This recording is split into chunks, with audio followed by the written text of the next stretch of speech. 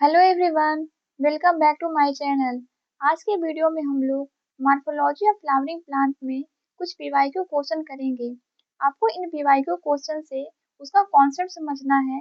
हर एक हर एक ऑप्शन को ध्यान से पढ़ना है, क्योंकि हो सकता है इसमें से कोई एक ऑप्शन नेक्स्ट एग्जाम में क्वेश्चन बन जाए। इसीलिए आपको पीवाईक्यू अच्छे से करना है। तो आइए आज का फर्स्ट क्वेश्चन देखते हैं। फर्स्ट क्वेश्चन में दिया गया है, which of the following is an example of zygomorphic flower. इसमें से कौन सा हमारा जाइगोमॉर्फिक फ्लावर का एग्जाम्पल है? तो सबसे पहले आपको जाइगोमॉर्फिक का मतलब पता होना चाहिए। जाइगोमॉर्फिक का मतलब होता है किसी भी वर्टिकल प्लेन से कट किया जाए, वो दो इक्वल पार्ट में डिवाइड हो जाएगा, तो उसको हम लोग जाइगोमॉर्फिक फ्लावर कह देते हैं। जाइगोमॉर्फी को हम लोग बाइलेटरल सिमेट्री भी कह देते हैं, बाइलेटरल सिमेट्री। तो ये हमें कहाँ देखने को मिलता है? ये हमें देखने को मिलता है पी में, कैसिया में, बी में और गुलमोहर में। आप शॉर्ट फॉर्म में याद रख सकते हो PCBG। ये हमारा जाइगोमॉर्फिक फ्लावर होते हैं। तो हमें पहला ये ऑप्शन में दिख रहा है पी। तो क्वेश्चन नंबर 1 का ऑप्शन ए करेक्ट हो जाएगा। चिल्ली में एक्टिनोमॉर्फिक फ्लावर प्रेजेंट होता है, पिटूनिया में भी एक्टिनोमॉर्फिक फ्लावर प्रेजेंट होता है और धतूरा में भी एक्टिनोमॉर्फिक फ्लावर प्रेजेंट होता है। हमारा पी में जाइगोमॉर्फिक फ्लावर प्रेजेंट है, जो कि पेपिलोनियसी फैमिली का एग्जाम्पल है। इसको हम लोग फाइवेसी भी बोल देते हैं। चिल्ली में एक्टिनोमॉर्फिक फ्लावर प्रेजेंट होता है, पिटूनिया में भी एक्टिनोमॉर्फिक फ्लावर प्रेजेंट होता है, धतूरा में भी एक्टिनोमॉर्फिक फ्लावर प्रेजेंट होता है। अब हम नेक्स्ट क्वेश्चन पे मूव करते हैं। Next question match the column है, जहाँ पे आपको लिस्ट ए को लिस्ट बी से मैच करना है। सबसे पहले दिया गया है वेक्सिलरी एस्टिवेशन। वेक्सिलरी एस्टिवेशन कहाँ प्रेजेंट होगा? तो ये प्रेजेंट होगा पी में। पहला का 3 हो गया।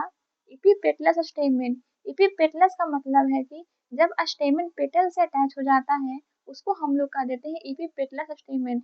ये हमें देखने को मिलता है ब्रिंजल में, यानी 2 का 1 नंबर हो गया। उसके बाद फिर इपीफाइलस स्टेमेन। जब स्टेमेन पेरियान से अटैच हो जाता है, उसको हम लोग कह देते हैं इपीफाइलस स्टेमेन। ये हमें देखने को मिलता है दिल्ली में।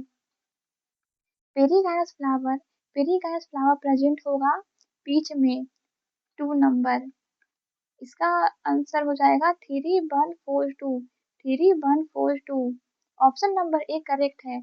यहाँ पे आप याद रखिएगा पेरीगायस फ्लावर पीच में प्रेजेंट होता है, इसके अलावा प्लम में प्रेजेंट होगा और रोज में प्रेजेंट होगा। आप इसको शॉर्ट फॉर्म में याद रख सकते हो PPR। पी से पीच हो गया, पी से प्लम हो गया और आर से रोज हो गया। मॉर्फोलॉजी में एग्जाम्पल बहुत ही इंपॉर्टेंट है, आपको एग्जाम्पल याद रखना होगा।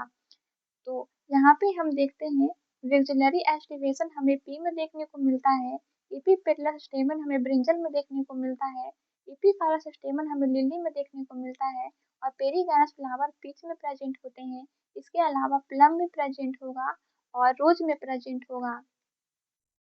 अब हम नेक्स्ट क्वेश्चन पे मूव करते हैं, क्वेश्चन नंबर 3, जहाँ पे अगेन मैच द कॉलम है। हमें मैच करना, रोज कहाँ मैच होगा? तो रोज मैच होगा, रोज अभी हमने देखा रोज में पेरीगायस फ्लावर प्रेजेंट होता है, तो इसका हो जाएगा 2। पी कहाँ मैच होगा? पी में हमें मार्जिनल प्रेजेंटेशन देखने को मिलता है। कॉटन कहाँ मैच होगा? कॉटन में हमें ट्विस्टेड एस्टिवेशन देखने को मिलता है।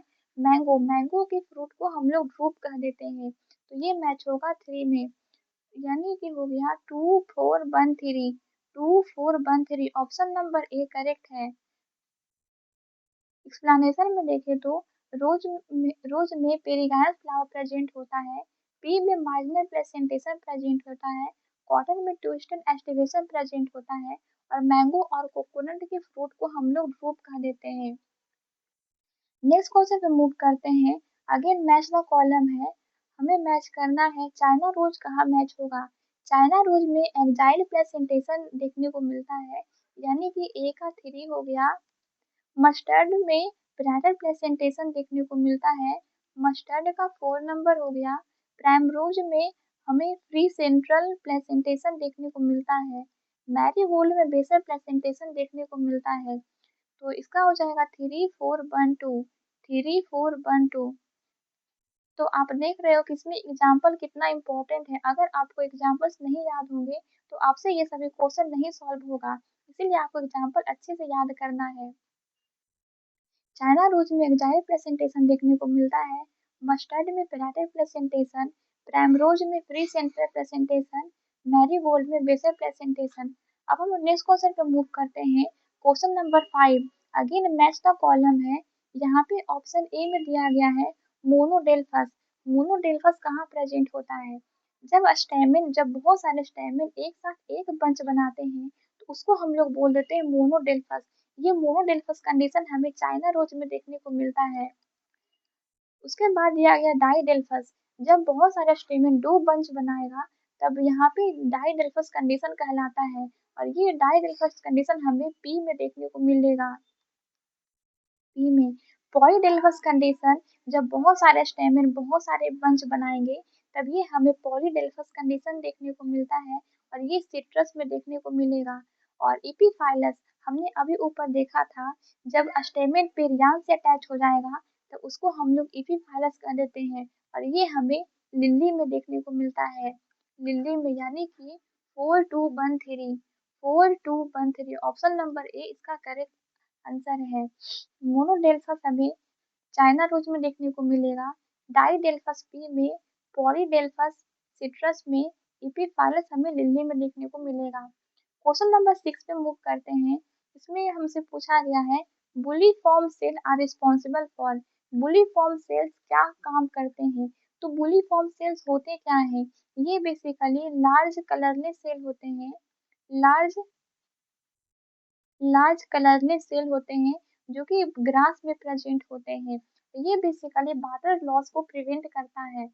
तो यानी कि जब ये सेल वाटर को स्टोर करके टर्जिड हो जाएंगे तब तब क्या होगा कि जो लीफ है वो एक्सपोज हो जाएगी, और जब ये सेल वाटर को लूज कर देते हैं, जब वाटर स्ट्रेस कंडीशन होता है तो ये सेल फ्लैसिड हो जाते हैं और लीफ अंदर की ओर मुड़ जाती है, जिससे कि वाटर के लॉस को प्रिवेंट किया जा सके। तो बुलीफॉर्म सेल्स का क्या फंक्शन है? Inward curling of leaf in monocot.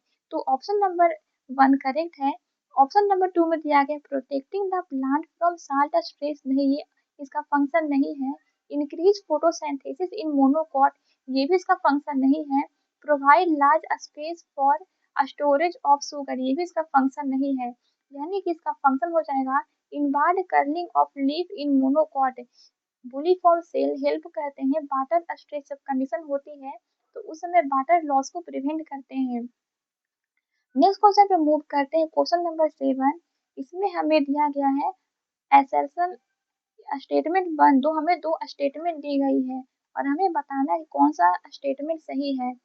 तो स्टेटमेंट 1 में दिया गया है इन अ फ्लोरल फॉर्मूला प्लस, जो प्लस साइन होता है स्टैंड करता है, ये हमें जाइगोमॉर्फिक नेचर को बताता है, और जबकि ये जो जी के नीचे अगर डैश लगा हो तो वो इंफीरियर ओवरी को बताता है। तो ये बिल्कुल ही अपोजिट बोल रहा है, क्योंकि जो प्लस साइन है वो एक्टिनोमॉर्फी को बताएगा ना कि जाइगोमॉर्फिक को, और ये हमारा जो है वो सुपीरियर ओवरी को रिप्रेजेंट करेगा।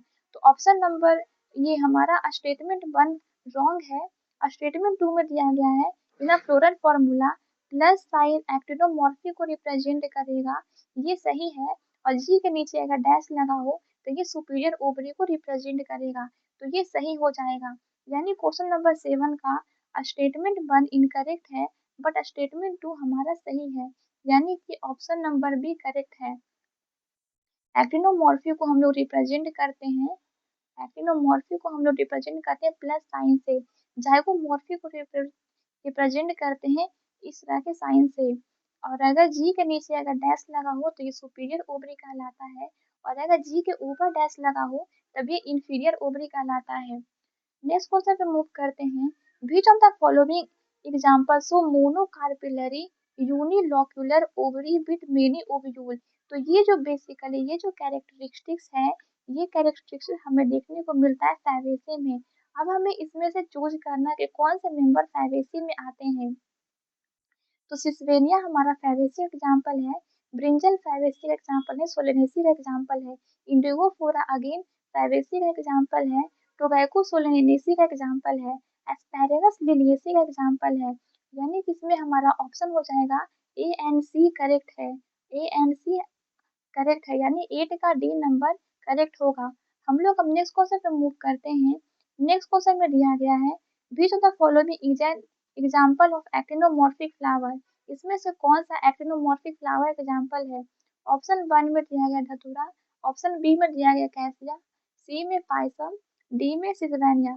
तो अभी हमने ऊपर देखा था एक्टिनोमॉर्फिक फ्लावर का मतलब है कि कोई भी कोई भी फ्लावर को किसी भी प्लेन से काटा जाए वो 2 इक्वल पार्ट में डिवाइड हो जाएंगे। इस तरह के फ्लावर को हम लोग कह देते हैं एक्टिनोमॉर्फिक फ्लावर। एक्टिनोमॉर्फिक फ्लावर देखने को मिलता है मस्टर्ड में, चिल्ली में और धतूरा में। तो 9 का ऑप्शन नंबर ए करेक्ट हो जाएगा।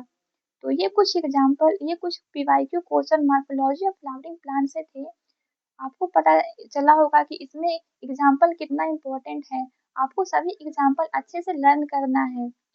और अगर आपको इसी तरह का वीडियो और चाहिए तो आप इस चैनल से जुड़ सकते हो, जहाँ पे इसी तरह का सीरीज आपको मिलेगा। तो चलिए मिलते हैं नेक्स्ट वीडियो में। Thank you.